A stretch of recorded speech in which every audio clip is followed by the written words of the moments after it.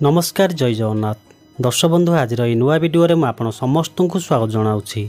स्वाधीनता दिवस रे आपण निज स्कूल किंबा कॉलेज रे भाषण देवा चाहूँगी कि तेबे भाषण देवा पूर्व यही वीडियो रे दिया जाइतिबा 10 गोटी टिप्स को जानी नियंतु जहाँ आपण को भाषण देवा समय रे साहाय्य करि पारे।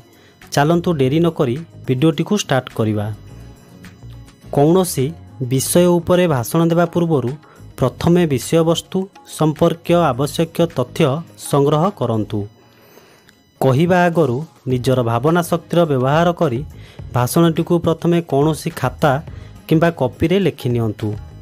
भाषणटी को लिखि सारी किछि थर पढ़ी नियंतु, किंतु भाषणटी को घोषंतु नाही, कारण मंचरे कहिबा समय रे जदि हठात मने न पड़े तेबे सभा मध्यरे अपमानित लागिवो। जेमिति केउठु न देखि मनरू कहिबा हेबो सेमिति भावे निजको प्रस्तुत करंतु। भाषणटी सरल संक्षिप्त और सुंदर हेबा दरकार, जेपरिक श्रोता मानकु आकर्षित करि पारिबो। निर्दिष्ट समय सीमा भितरे निजर भाषणटी को शेष करिबा पई चेष्टा करिवे। निजे परिष्कार परिच्छन्न रहिबा सह भाषण देबा बेले परिष्कार पोशाक परिधान करिबा दरकार। भाषण देबा बेले दुईटी कथा उपरे ध्यान दियंतु, जेपरि सीधा छिड़ा होई कहिबे ओ मुह तळकु पोतिबे नाही। भाषण देबा समय रे उच्च स्वर रे कहिबा पई चेष्टा करिवे, जेपरिक समस्ते सुनि पारिबे एवं जहा कहिबे स्पष्ट सुंदर एवं नम्र होइतिबा दरकार।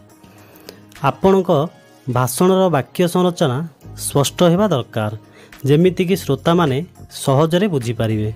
भाषणर प्रथम अध्याय रे सेठारे उपस्थित समस्त को संबोधन करिबा परे विषय और प्रसंग उपस्थापन करी शेषरे उपसंहार तथा निजस्व मतामत प्रदान करंतु। शेषरे नम्रतार सह भाषण शेष करी मंच उपरु विदाय नियंतु। वीडियोटी केमिति लागिला तले कमेंट बॉक्स रे निश्चिंत भाव में जणाइबे। वीडियोटी जदि भल लागि थाए तेबे वीडियोटी को गोटे लाइक करी चैनल टी को